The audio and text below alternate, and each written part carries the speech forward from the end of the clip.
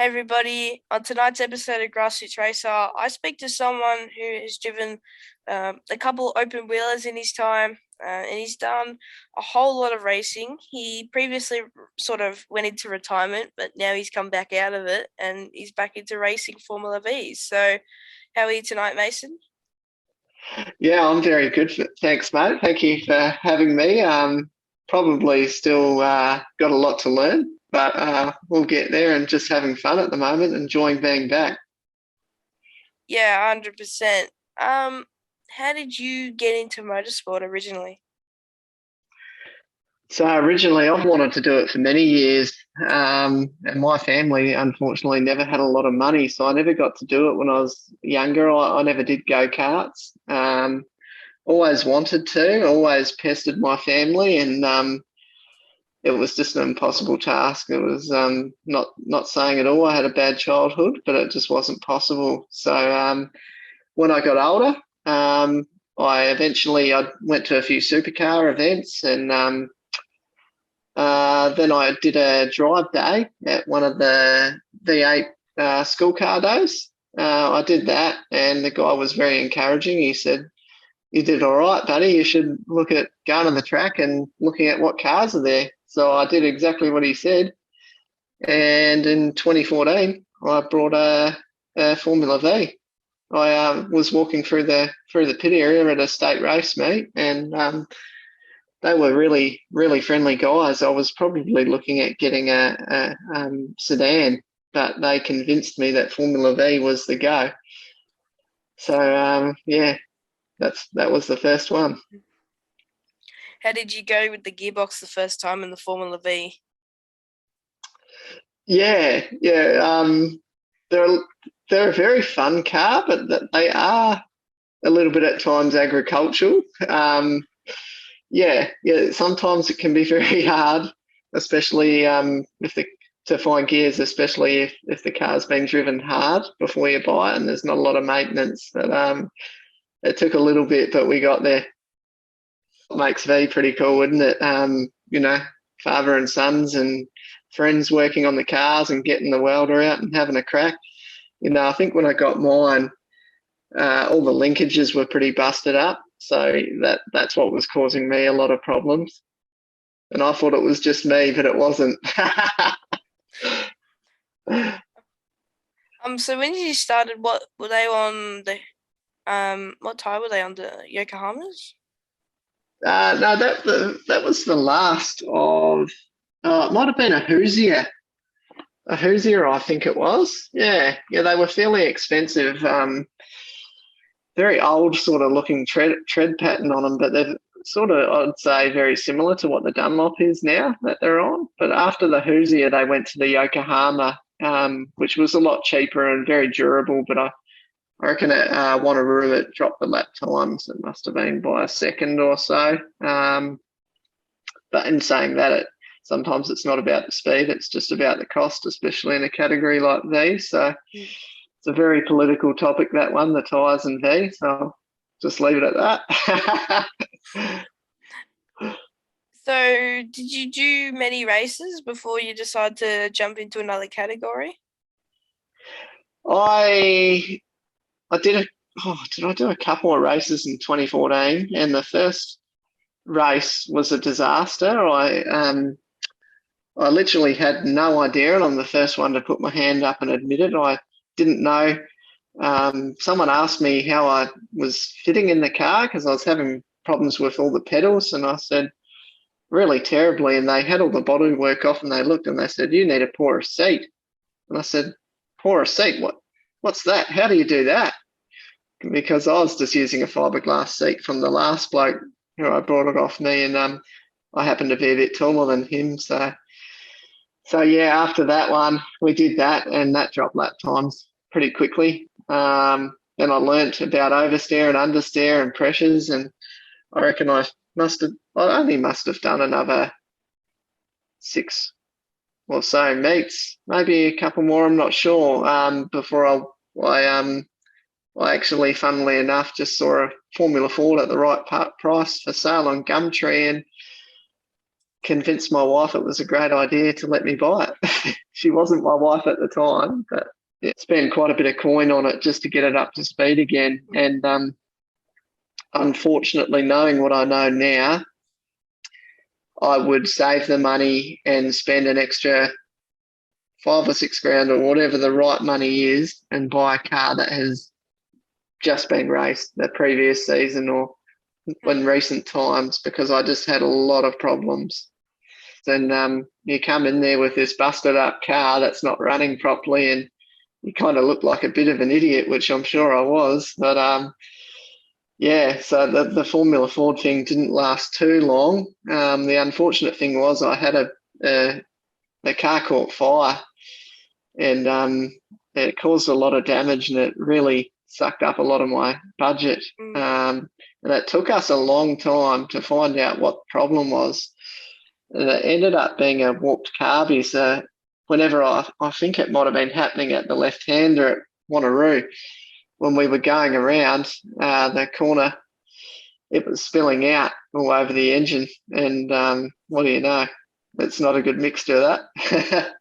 Yeah, they are. The Fords are an extremely fun car to drive. And sorry, I think your question was about driving them, and they are very different to drive.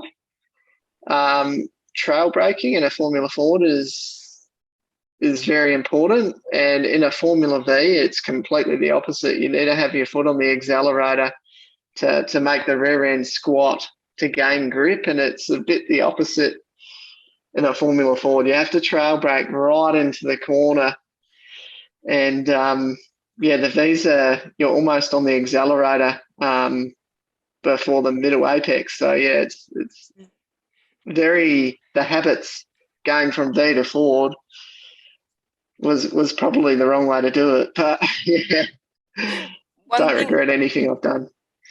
Yeah, one thing I noticed about the Formula V is you have to be very committed to the corner. So if you're turning in, that's when you got to hit the throttle. Once you've turned the wheel and the car has started to go, it's basically that's when you have to hit the accelerator.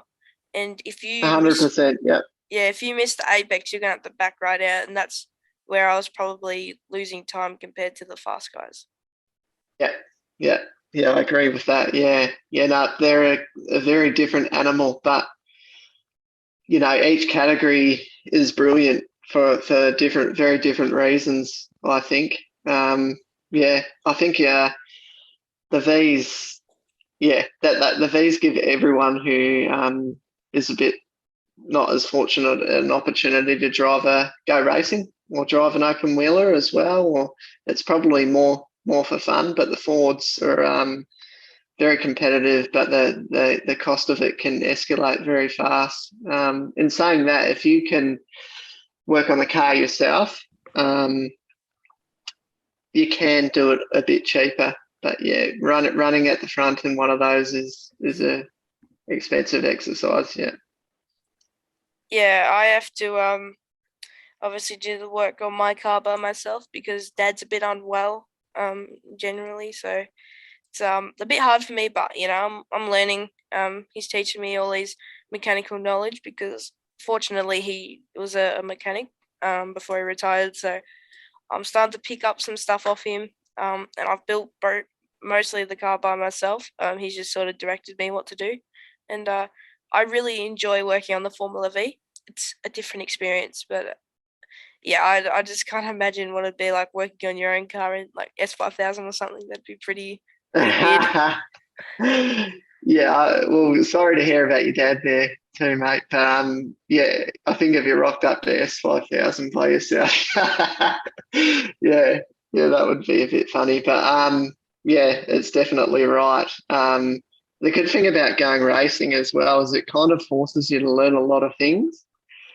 I wasn't very blessed when I went racing to get a lot of help from anyone. None of my friends are interested in motorsport, sadly. I really wish they were, because you just share a pit beside them and feed off each other. But in saying that, I've made some great friends, mainly in Formula V. It's a very bit of a community, really. Yeah, I've got a number of guys there if my car's broken, they'll just run over and they'll help you. It's a good category for that kind of thing. It's actually funny. Most of the guys I have who help me out and stuff at the track, most of my friends, I actually met them on iRacing because we were doing a Formula V league together. Yeah. So yeah, I managed to meet most of those guys, and they were all like, "Oh yeah, we race in Victoria, or we do this in Victoria." So I was like, "Well, there you go." And then, we ended up going to Sandown and having a bit of a chat. So it's it's very cool how we all meet our friends differently. Yeah, and you make a special bond with people like that because you've got similar interests as well. And it'll probably be a good bond until one of you punt each other off the track. But, you just got to leave that out there and not take it home. Yeah, what happens on the track stays on the track. Yeah, that's right. Yeah. No, I don't have any intentions of running into anyone. So, I can assure you, there's a few people out there who I feel really, really enjoy it. But again, I think the budget thing comes into it. Some people drive like they don't care about repair bills, and it's literally because they have a lot of money and resources. But people like ourselves, it's very hard to drive aggressively when if something goes wrong, it's got to be you fixing it up. So yeah, and paying. Do you have a favourite track in Western Australia? Yeah. Well, so over here we've only got Wanneroo. It was called Barbagallo, but they've renamed it back to Wanneroo Raceway. So there's that, and there's Collie Motorplex, and not many people know about Collie, but Collie is a really fun little track because you really have to work hard. And saying that, I'm racing there on the 27th, so a week away, and I've never the track's been extended about, it must have been 2 or 3 years ago, and I've only raced prior to the extension, not at the extension, so it's going to be really interesting. But a lot of people used to bag the track out and that because there were a few bumps and nooks and crannies, but to me it really made the track interesting. I used to love it. You'd hit a bump after turn one and you felt like your ass in an open wheeler would hit the bitumen. Your car would bottom out. Yeah. But a lot of people would drive around it, but I would not drive straight through the damn thing. It's got suspension, it'll be right. Yeah, just send it. But when you say it's got an extension, like how much longer? So what are the lap times they're doing there? I don't even know. It must take a minute 23, I think I saw them doing, or something like that. A minute 20, yeah. Whereas the lap times I think used to take, they weren't. It wasn't very long at all. It was just over a minute. So they've just extended it out the back where the forest was, and put a U-shape sort of thing in with a couple of chicanes. I'm pretty sure. So I'm missing the practice session. They've got a practice session on the Friday, and our racing is on the Sunday. And because now I've got a family, getting time away from them is a big call, and something that it takes a lot of courage to ask my wife to get permission to do. So I haven't had the balls to ask her to go on the Friday and stay the whole weekend. So I think I'll just be going on the Sunday and going straight into qualifying.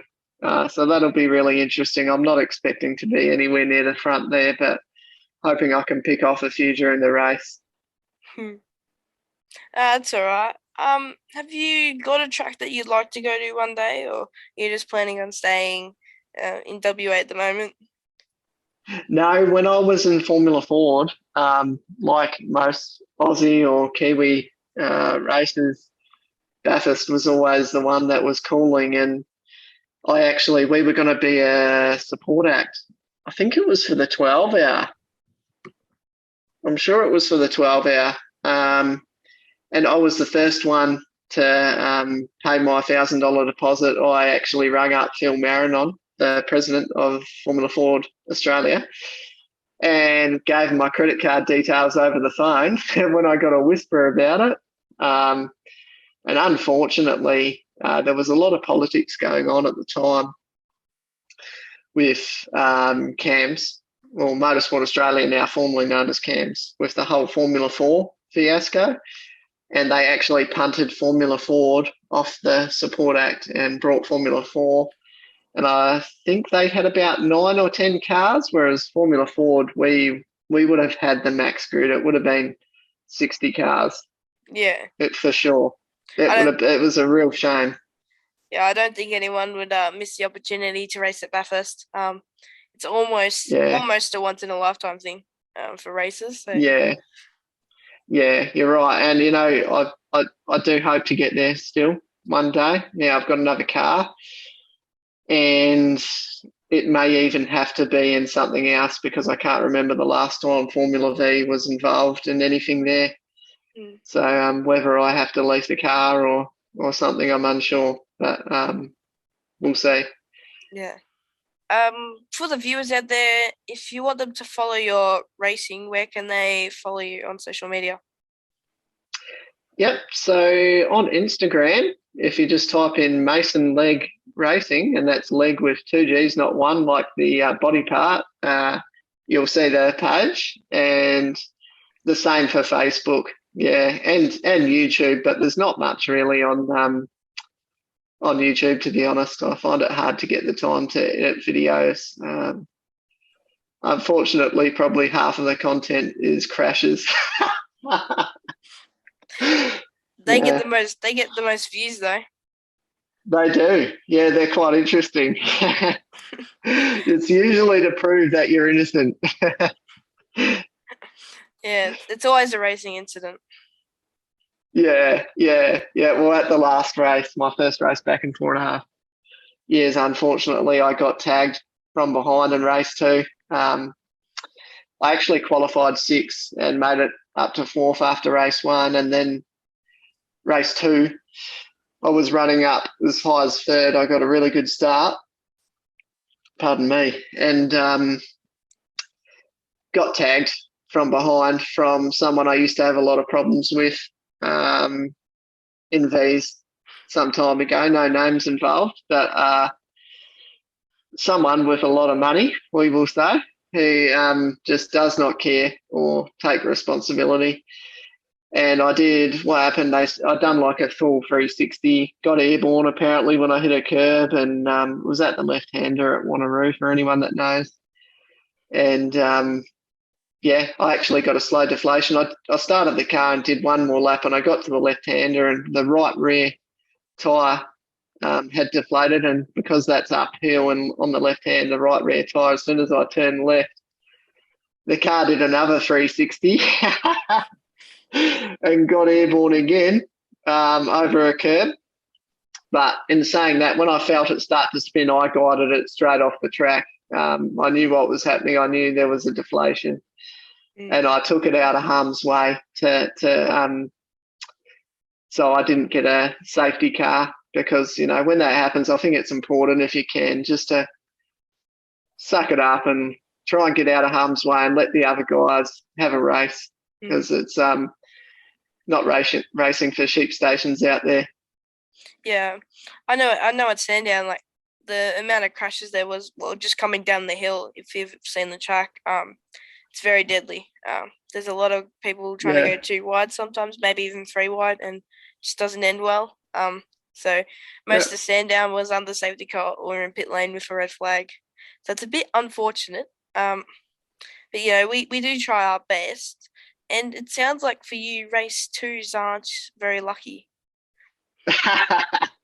You know what? I didn't realise that until you said it, but I think you're onto something. I do seem to find myself in trouble, or have a lot of bad luck. And, you know, the old driving excuses, I never feel like it's me. But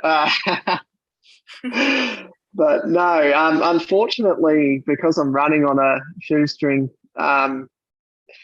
my preparation really isn't as good as it should be. Probably on myself and definitely the car. But I have just made a bit of a collaboration with one of my old friends, and this is probably good advice for you as well, is to make deals that work for both of you and keep both parties interested. And this fella, Lockie Beresford, is kind enough to help work on my car now. And we've made a bit of a deal. Because I work away from home, I can't make all the rounds. So I've offered him, he sold his Formula V to start a business. And so he hasn't been racing. And I've offered him my V for a few rounds if he basically works on it, tunes it up, and he can use it for a few rounds. And he's a real tech head.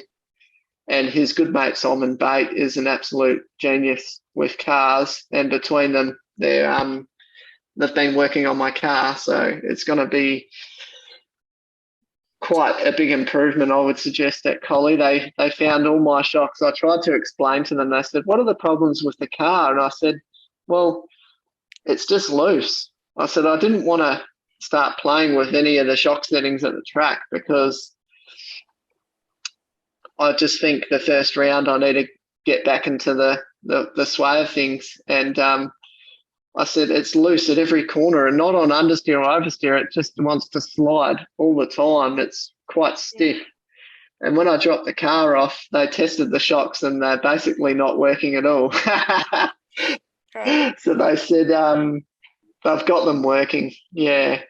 Well, that's a bonus. That's a bonus at least. Yeah, they've done something to them now and got them all working, and they said, the shocks actually move up and down now. So, and I've done a string line on the car. There was close to no camber, and you could actually see it wearing on the outside on the front tyres as well as the back. It was really high as well, which is fine in a V on the rear end, but probably still too high on the front. So, I'm expecting a few positives, and I'm looking forward to going to Collie to see how it goes, but even more so when I get back to Wanneroo, because I'll be able to see how much I can drop the lap times by from the first time. Obviously, you're always going to try it and drop your lap time, and now that the car's probably is most likely going to be working better, it might help you forward trying to lose some lap time, so it's a positive. Yeah, that's right. You've got to always keep plugging away and try new things and having the guts to do it as well.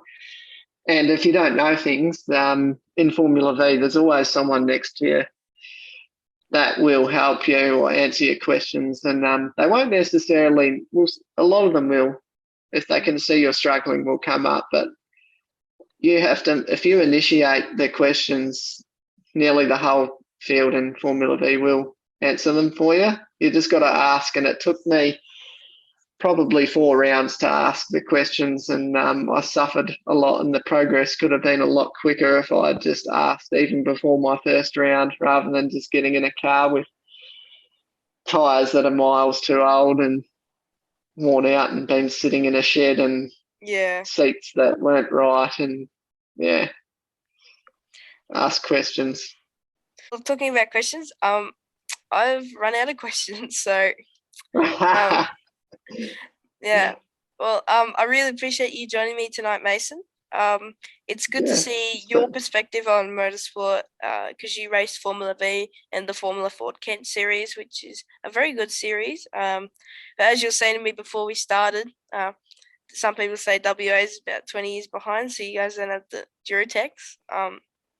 It is a bit expensive, but I really do wish you the best of luck for the future. And remember, everyone who's watching, thank you for all your support, and make sure you drive fast and take chances.